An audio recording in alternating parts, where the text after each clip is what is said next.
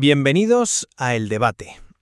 Piensa por un momento en un espejo. Desde pequeños nos enseñan que la escritura funciona, exactamente así, como un reflejo perfecto de nuestra voz. Exacto, como si fuera una transcripción. Claro, nos dicen que es una herramienta diseñada para capturar el sonido, ese sonido efímero que sale de nuestras bocas y congelarlo permanentemente en una superficie física. Pero, a ver, ¿y si ese espejo es en realidad una ventana hacia un universo de sentido completamente distinto? O sea, ¿y si la escritura, en su origen más profundo, nunca tuvo la intención de ser el eco visual de nuestras cuerdas vocales? Pues ese es exactamente el debate central que vamos a desgranar hoy a partir de la obra Historia de la Escritura de Louis-Jean Calvet. Es un texto fundamental porque, francamente, desafía de frente esta noción tan cómoda de que escribir es simplemente hablar en papel. Totalmente. Es un libro que te obliga a replantearte cosas muy básicas. Así es. Y hoy nos hacemos una pregunta esencial. ¿Es la escritura fundamentalmente una herramienta nacida para transcribir el lenguaje hablado o constituye un sistema verdaderamente autónomo cuyos orígenes gráficos son independientes del habla? Yo, por mi parte, sostengo la primera postura. Argumentaré que la escritura alcanza su madurez funcional, su verdadera definición, únicamente cuando logra representar el lenguaje hablado, o sea, ese proceso que llamamos fonetización. Y yo voy a defender la tesis principal que Calvet articula en la obra. La escritura nace como una representación gráfica del mundo, de la sociedad, y lo hace de forma totalmente independiente a la fonética.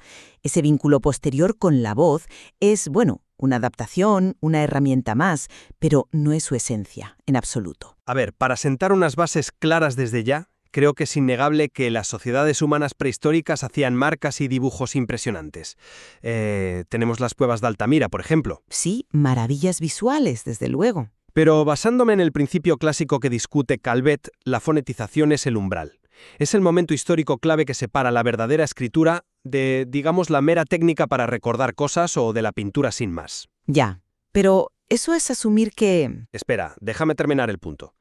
La tecnología de la escritura solo despliega su potencial real, su capacidad para articular leyes o filosofía abstracta, cuando se asocia a la sintaxis y a los sonidos de una lengua.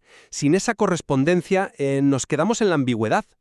La revolución ocurre cuando el signo deja de representar la cosa en sí y empieza a representar la palabra que nombra esa cosa. Claro, pero fíjate que esa visión tuya es exactamente lo que el texto diagnostica como un profundo prejuicio fonocentrista. ¿Fonocentrista? ¿En qué sentido? Sí, o sea, la obsesión de poner el sonido, la fonética, en el centro de absolutamente todo. Es un sesgo metodológico que tenemos súper arraigado en la tradición occidental. Si miramos el registro histórico sin ese prejuicio, descubrimos que la escritura tiene orígenes puramente contables y administrativos. Bueno, contables sí, pero... Déjame darte el contexto. Los primeros signos en Mesopotamia no intentaban capturar la voz de un poeta recitando a Gilgamesh. Intentaban administrar rebaños, sacos de grano. Transmitían ideas de forma directa y visual. Definir la escritura solo por su capacidad posterior de imitar el habla es ignorar su naturaleza primaria, ¿sabes? Es forzar la historia para que nuestro alfabeto parezca el pináculo absoluto de la evolución humana. Vale, espera, vamos a detenernos en esos orígenes contables que mencionas, porque creo que ahí está la clave del asunto. Te refieres a los famosos cálculis sumerios, ¿verdad? Exacto, esos pequeños objetos de arcilla con formas geométricas que usaban en Mesopotamia hace miles de años. Vale, entiendo perfectamente cómo funcionaban. Tenías una ficha con forma de cono, que significaba una medida de grano, y otra redonda, que era una oveja. Pero fíjate, quiero proponerte una analogía. Piensa en las señales de tráfico de nuestras carreteras hoy en día. A ver... Una señal roja, octogonal, con la palabra stop o una mano blanca extendida.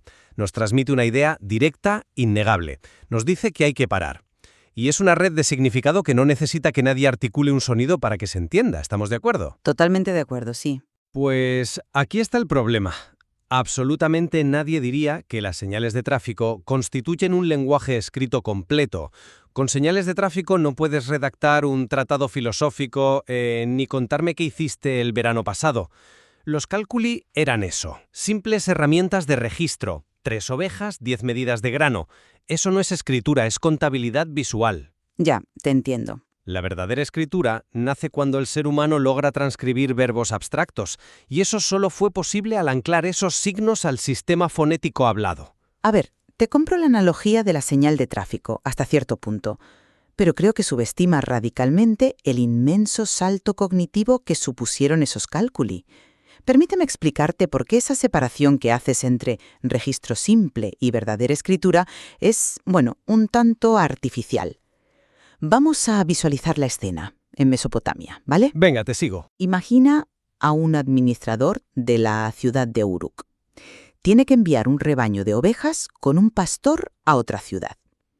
Para asegurarse de que el pastor no le roba ninguna oveja por el camino, el administrador coge 10 fichas de arcilla, que representan las 10 ovejas, las mete dentro de una bola de arcilla hueca que llamamos bulla y la sella. Un sistema fiscal impecable para la época, desde luego. Impecable, sí, pero con un problema físico enorme.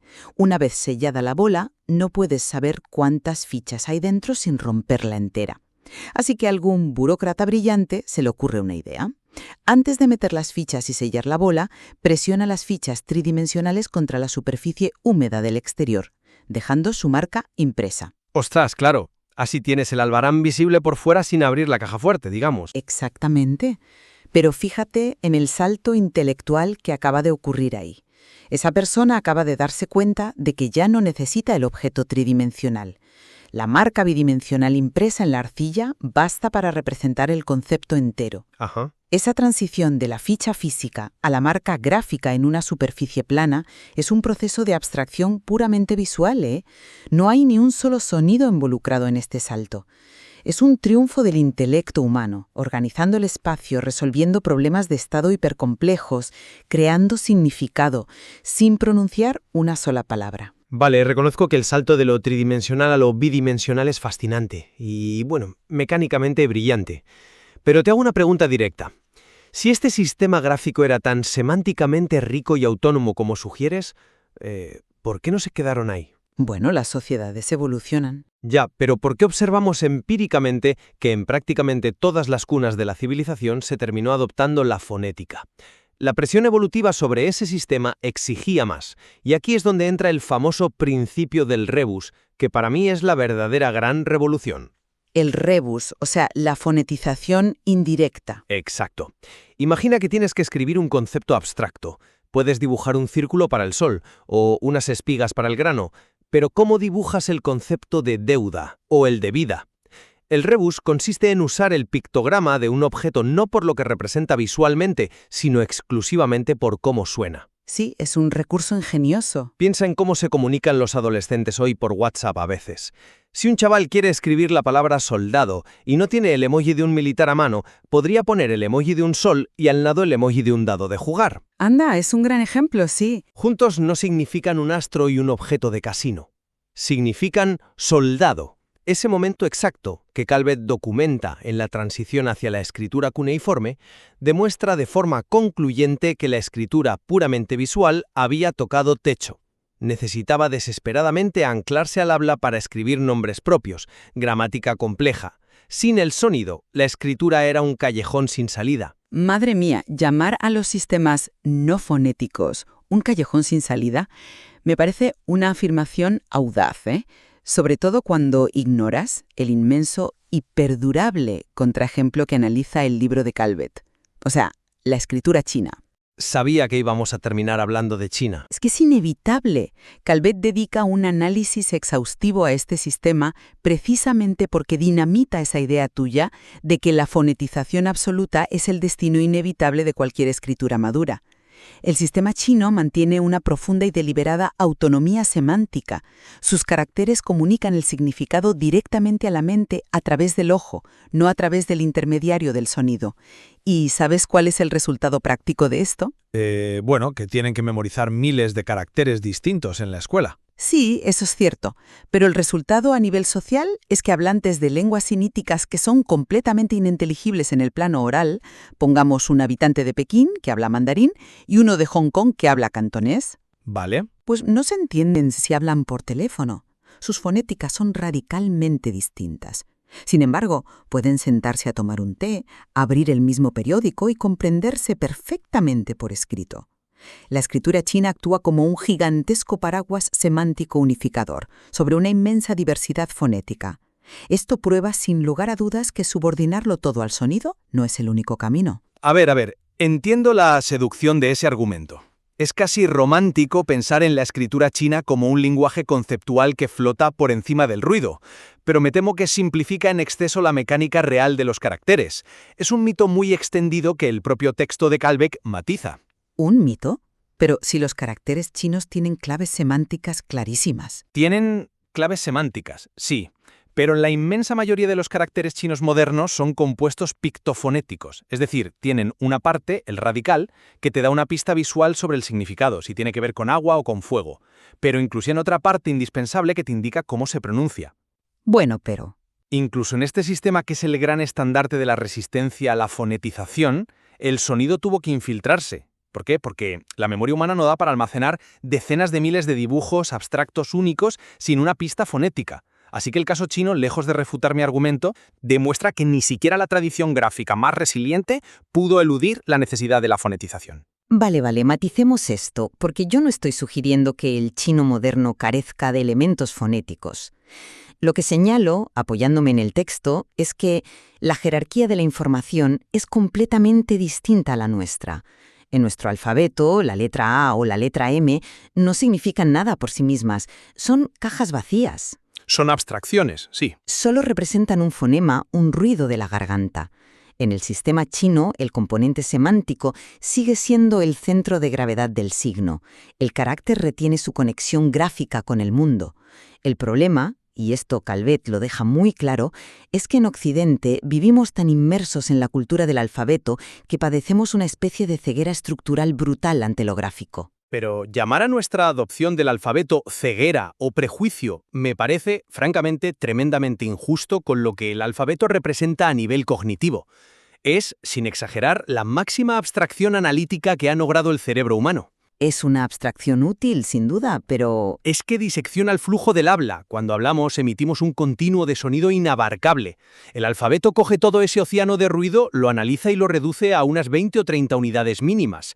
Con solo 27 dibujos puedes escribir literalmente todo el universo del conocimiento humano. Esto democratizó el saber de una forma que los sistemas ideográficos jamás pudieron soñar. Ya, pero a costa de ignorar la escritura como entidad propia. Por eso digo que grandes lingüistas como Ferdinand de Saussure tenían toda la razón al centrarse en la lengua hablada, como el verdadero sistema matriz. La lengua oral es universal, todos los humanos sanos hablan. La escritura es solo una tecnología, un invento que vino a codificar esa realidad biológica. Madre mía, acabas de resumir a la perfección la postura exacta que Calvet critica con mayor dureza en el libro, ese desprecio histórico hacia la escritura como tecnología independiente. Piensa en Jean-Jacques Rousseau, por ejemplo. Llegó a referirse a la escritura como una enfermedad del lenguaje. Bueno, a ver, Rousseau tenía una visión muy particular y romántica del buen salvaje, eso te lo concedo. Sí, pero es que Saussure, el mismísimo padre de la lingüística moderna que acabas de citar, hizo algo muy parecido. Describió la escritura como un simple disfraz, advirtiendo del peligro de que esta forma secundaria robara protagonismo al habla. Crearon un entorno académico hostil donde la escritura no podía ser estudiada por sus propios méritos visuales. Todo tenía que pasar por el filtro del sonido. Pero las reglas de la lingüística moderna se derivan de esa categorización, y ha sido un método increíblemente fructífero. Fructífero para estudiar la voz, sí. Pero esa visión de la escritura como un simple disfraz se cae por su propio peso hoy en día. Ignora por completo la fisicalidad y las herramientas exclusivas que solo existen en el texto escrito. Calvet aporta muchísimas evidencias de cómo la escritura posee mecanismos visuales que no tienen equivalente en el lenguaje hablado. Fíjate en esta misma conversación que estamos teniendo, o mejor dicho, imagina un texto escrito en una página. Vale, tengo la página en mente. Tu ojo procesa inmediatamente los espacios en blanco entre las palabras, procesa la separación en párrafos, ve comillas, ve texto en negrita, distingue mayúsculas y minúsculas. Cuando lees un texto complejo, tu cerebro organiza el pensamiento guiado por la disposición espacial. Eso es algo que la voz hablada, que es estrictamente lineal en el tiempo, no puede replicar. Te hago una pregunta directa. ¿Cómo pronuncias un paréntesis? Bueno, cambias la entonación, haces una pausa. Pero no pronuncias el signo gráfico en sí. ¿Cómo articulas vocalmente un esquema de llaves en una pizarra? O una nota al pie de página con un asterisco. Simplemente no puedes. Son elementos del sistema semiótico de la escritura que han evolucionado de forma puramente gráfica. Esto demuestra que la escritura es infinitamente más rica que la simple transcripción del sonido. Es una arquitectura visual. Ah, espera. Reconozco que nunca lo había pensado desde el punto de vista del asterisco o del paréntesis. Es un buen golpe, te lo admito. Es cierto que no puedes pronunciar la letra cursiva. Entiendo la autonomía espacial de estos elementos tipográficos, pero creo que confundes los adornos decorativos del sistema con el motor del sistema. No son adornos, estructuran el significado de forma crucial. Sí, pero estructuran un significado que está cimentado en la fonética. Esos elementos visuales son complementos útiles, pero solo funcionan porque están incrustados en una matriz de palabras que codifican sonido. Las comillas no tienen ningún sentido en una página en blanco, solo tienen sentido si encierran palabras fonéticas. Yo diría que encierran conceptos. Pero la prueba definitiva de la supremacía fonética es la neurobiología del aprendizaje, fíjate. Un niño aprende a hablar de forma completamente natural, solo necesita estar expuesto a su entorno. En cambio, requiere años de instrucción sistemática y a veces dolorosa, en el colegio, para aprender a descifrar la escritura. El cerebro tiene que ser entrenado arduamente para forzar esa conexión artificial entre los dibujos y su capacidad biológica para el habla. Ostras, fíjate que el hecho de que requiera instrucción sistemática no demuestra que la escritura sea una sierva del sonido. Al contrario, demuestra que es una tecnología cognitiva y visual completamente distinta. De hecho, si nos metemos en la neurología moderna, que hace eco de muchas de estas teorías, vemos algo fascinante en los lectores expertos. Tú como lector fluido no vas leyendo letra por letra. Tu ojo hace movimientos rápidos, los famosos movimientos sacádicos, y procesas la forma global de la palabra entera casi de golpe. Claro, como si fuera una imagen, una fotografía de la palabra. Exacto. Los lectores expertos procesan las palabras alfabéticas como si fueran ideogramas. No necesitan subvocalizar fonema por fonema en su cabeza para extraer el significado. El significado salta directamente de la forma gráfica impresa a tu cerebro. Calvet nos advierte que nuestro sometimiento a esta tiranía del alfabeto nos impide apreciar esto. Olvidamos que la escritura fue inventada por contables, comerciantes y burócratas, no por poetas. Nació en el barro para retener cantidades y organizar el espacio. Es un debate verdaderamente apasionante, porque parece que, leyendo a Calvet, nos enfrentamos a dos dimensiones de la misma tecnología que compiten por el protagonismo a lo largo de los siglos. Por un lado, yo me mantengo en la firme convicción de que el sonido, la vinculación fonética, fue el gran motor expansivo. Fue el principio del rebus y la posterior abstracción del alfabeto lo que le otorgó esa flexibilidad ilimitada a la escritura. Y yo mantengo que reducir la escritura a un mero secretario que toma dictado de la voz es empobrecer su riquísima historia material. La escritura nunca ha perdido del todo su naturaleza gráfica originaria. Siempre ha existido como un universo de sentido paralelo, independiente del ruido que sale de nuestras bocas. Ahora bien, analizando todo lo que hemos expuesto hoy, creo que ambos podemos estar de acuerdo en algo fundamental que extraemos del texto. Los sistemas modernos de escritura no existen en laboratorios esterilizados. Al final del día son híbridos sumamente complejos, ¿no crees? Entrelazan constantemente lo semántico y lo fonográfico. Totalmente. Esa naturaleza híbrida es la gran conclusión, y creo que es una perspectiva hiperrelevante para el mundo de hoy. Todas estas divergencias históricas nos obligan a darle una vuelta a nuestra relación diaria con las pantallas. Hoy, en plena era digital, estamos viendo un resurgimiento de las formas gráficas puras. Piensa en WhatsApp. ¿Qué hacemos constantemente? Combinamos texto alfabético con emojis. Es verdad, y los emojis no se leen en voz alta. Exacto, no son fonéticos en absoluto. Un emoji de un corazón roto o una cara riendo a carcajadas no representa un sonido de nuestro idioma. Son formas modernas de ideogramas. Y han surgido espontáneamente porque necesitamos añadir esa capa emocional directa que el frío código alfabético no logra transmitir por sí solo. Estamos volviendo, en cierto modo, a la complejidad visual sumeria. Es una observación excelente para cerrar, y un ejemplo perfecto de cómo este libro sigue tan vigente. Sumergirse en la obra de Calvet ofrece perspectivas fascinantes que nos ayudan a comprender que la frontera entre el dibujo pictórico y la letra es muchísimo más porosa de lo que nos enseñaron en la escuela.